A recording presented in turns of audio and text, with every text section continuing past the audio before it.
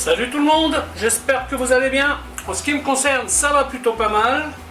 Alors comme d'habitude, on met les petits pouces, on s'abonne, on pose des questions. Les questions, je réponds toujours avec plaisir. Aujourd'hui, je suis un peu dans l'improvisation. C'est un sauté de bœuf aux olives. Mais hashtag je vide mon frigo. Donc j'avais pas mal de tomates que je liquide. J'avais des champignons que je liquide. Des carottes que je liquide. Des olives que je liquide. Oignons, échalotes, pareil. Le seul truc que je liquide pas, c'est ça. Je l'ai acheté il y a 2 jours. Moins 30%. Ça fait aux alentours des 8 € le kilo. Bourguignon. Je considérais que c'était pas mal. Donc là-dedans, vous avez de l'huile d'olive. En épices, j'ai feuilles de laurier, clou de girofle, herbe de Provence, curry, paprika, ras el hanout, piment, du poivre. Voilà. Hop. Tomate concentrée. Voilà. Bah, écoutez, je vais vous montrer comment faire tout ça. A tout de suite. Voilà. On y est. Enfin presque. Petite particularité. Aujourd'hui, je vais cuire cette viande au four. Donc, j'ai mis le four au préchauffe. 150 degrés. Ça devrait prendre à peu près 2 heures. Autre particularité, je vais la mouiller avec un bouillon de volaille. Vous allez me dire pourquoi bouillon de volaille? Tout simplement parce que je suis en train d'en faire un avec les os d'un poulet à la broche que j'ai fait il y a quelques jours. Voilà, maintenant vous savez tout. Donc première des opérations, on va faire rissoler la viande. Concernant la viande, comme vous pouvez le constater, je l'ai coupé en petits bouts à peu près identiques. Quand vous tombez sur du gros nerf comme ça, c'est pas la peine de le laisser, c'est immangeable. L'avantage de la cuisson au four, c'est que vous pouvez faire autre chose, vous n'avez pas besoin de remuer. Par contre, si vous mettez à 180 degrés, il faudra quand même vérifier un peu. La viande va probablement donner un peu d'eau parce que je l'ai mise au congélateur, ne pouvant pas la cuisiner tout de suite.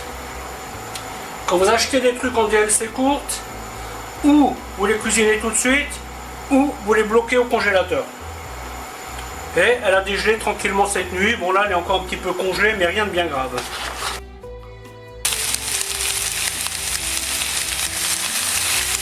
Sel. Et on assiste bien.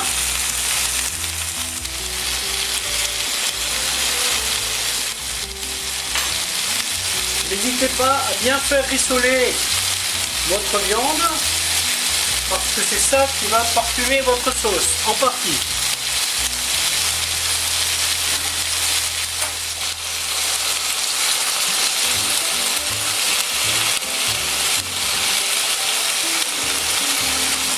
Donc là vous voyez, elle tire de l'eau, c'est normal, mais cette eau on ne va pas la garder. On va l'évaporer complètement.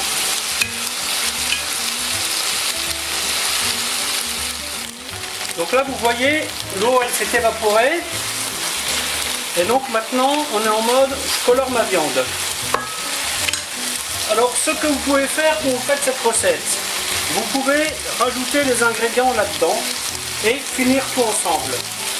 Aujourd'hui je ne ferai pas ce choix parce que j'ai envie de donner une attention particulière à ma garniture. Bien faire colorer mes oignons, bien faire revenir mes carottes, ouais, et aussi compoter mes tomates.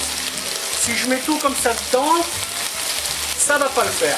Et c'est la raison pour laquelle moi je vais mettre ma viande dans cette plaque là, préparer ma garniture, et une fois que ma garniture est prête, eh bien je vais y remettre ma viande.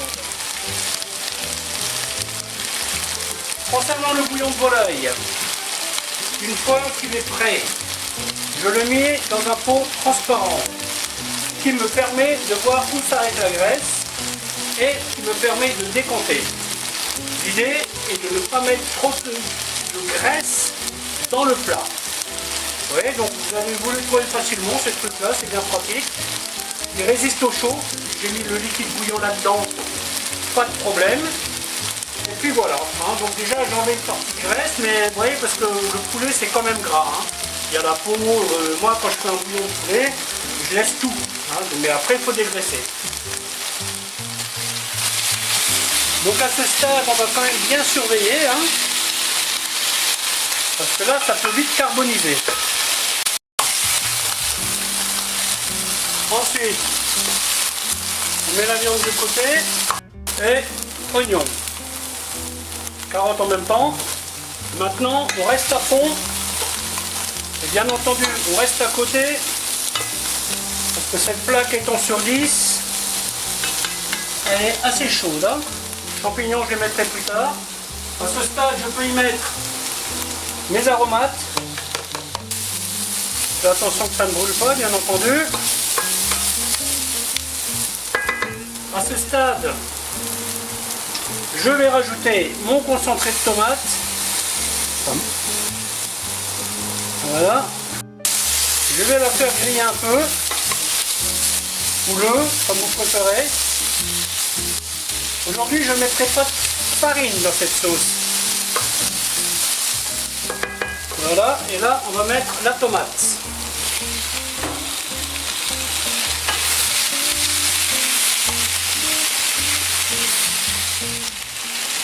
Cette tomate, maintenant, je vais la faire compoter. Ce stade, faites vigilant, hein, parce que ça accroche très vite. Alors là, je vais me retrouver avec beaucoup de sauce, mais c'est pas grave. Hein. Ça, c'est des choses qui sont facilement utilisables, hein, mais très facilement. Hein. Quand vous faites des plats de ce genre où vous avez besoin d'une bonne sauce, vous pouvez en faire un peu plus. Hein. Vous faites une sauce tomate, par exemple. Ça, c'est une sauce tomate, mais j'en fais plus. Ça me permet de, dans un prochain temps, par exemple, de faire un peu de bœuf haché, mettre ça dedans. Quand vous faites, par exemple, une blanquette de veau, vous en faites plus. Vous mettez de la sauce de côté, et ça peut vous faire un émincé aux champignons. Vous voyez, il y a plein de choses comme ça que vous pouvez faire. Hein. Vous faites du bourguignon, vous ne faites plus de sauce, et ça vous permet de faire une sauce chasseur ou un autre truc dérivé. L'avantage de ce système, c'est que votre sauce, elle est parfumée par la viande. Elle n'est pas parfumée par un bouillon. Vous savez que j'utilise régulièrement du bouillon. Et ça, c'est par facilité. Là, ce bouillon-là, maintenant, il n'y a pas de chimie là-dedans. C'est du poulet, du persil, des oignons, de l'ail. Point. Parce que quand je fais un poulet rôti, je le farcis avec oignons, ail, persil. Vous voyez ? Là notamment c'est un poulet à la broche, je l'ai fait mariner une journée. Vous mettez ça à la broche, une fois que vous avez désossé tout, hop, vous gardez les os, vous mettez de l'eau et vous avez votre bouillon. C'est des choses qui sont assez simples. Hein.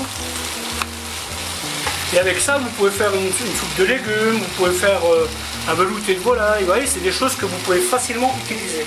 Les champignons, je vais les mettre sur la viande pareil. Parce que ça, ils iront à la dernière minute, enfin en même temps que la viande. N'hésitez pas à insister sur le compotage. Vous avez parfois des tomates qui se rebellent, alors vous les écrasez un peu. Voilà, ouais, donc là on a une espèce de compote. Je vais encore insister un peu avant de rajouter la viande. Je peux d'ores et déjà rajouter du sel. Je cherchais le persil et j'ai vu que j'avais du basilic. Donc ce sera basilic. Vous voyez, c'est ça la cuisine, hein. On s'adapte au fur et à mesure. On reste pas borné. Voilà. On va dire que ma compote est bien. Maintenant, on va y rajouter le reste. Normalement, ça devrait rentrer facilement. Alors ça, une fois que c'est cuit, vous pouvez le mettre en conserve. Ouais, ça vous prépare un petit repas d'avance comme ça, si un jour vous n'avez pas envie de cuisiner. C'est peut-être même ce que je vais faire. Je vais prendre des pots à confiture classiques. Je vais mettre une portion de viande. Et puis voilà. Vous rentrez du travail, vous n'avez pas envie de cuisiner, vous regardez dans votre placard et vous avez quelque chose. Donc là, par acquis de conscience, on va bien touiller, hein, on va faire. Voilà, hop. Voilà, tac, tac, tac. Ensuite, on va passer au bouillon de volaille. Alors moi je le passe à travers une petite passette. Parce que là j'ai deux passettes, celle-là elle est plus fine que la première que j'ai utilisée. Voilà, comme ça. Voilà, par contre je vais baisser le feu. Pas être trop optimiste. Allez hop. Ouais, donc si vous voulez cuisiner sans gluten, tout ce que vous avez à faire, vous n'utilisez pas de chimie, pas de farine, et vous aurez une sauce qui est onctueuse quand même. Au pire des cas, il faudra la réduire. Alors concernant le concentré de tomate, j'ai regardé, a priori il est sans gluten celui-ci. Bien sûr, à vérifier. Hein. Donc là, je vais porter à ébullition et je vais mettre au four. Alors je pars sur 2 heures, mais je vais mettre un point d'observation toutes les demi-heures. Bon, la viande, il lui faudra bien 1h30, ça c'est sûr. Parce que ça, c'est des morceaux de paleron que j'ai là-dedans. Et vérifier que la sauce ne soit pas trop épaisse. Hein. Alors petit conseil, quand vous manipulez ce genre de casserole, vous posez la casserole au four et après vous mettez le couvercle. Parce que si vous mettez le couvercle avant, vous risquez de basculer un peu et vous risquez aussi d'avoir une surprise. Voilà, ben écoutez, je vais mettre ça en cuisson et je vous capte plus tard. Voilà, donc là nous sommes à 2 heures de cuisson. La consistance de la sauce me convient. Question à se poser, est-ce que la viande est cuite? Eh bien on va tout simplement la goûter. Ah ouais. Parfait.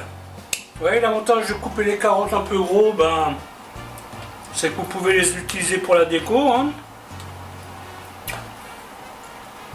Normalement, on devrait pouvoir retrouver les champignons qui sont aussi pour la déco. Voilà, ben écoutez, la vidéo va s'arrêter là, en espérant qu'elle vous aura plu. Alors je vous dis à bientôt pour une autre recette. Bye bye.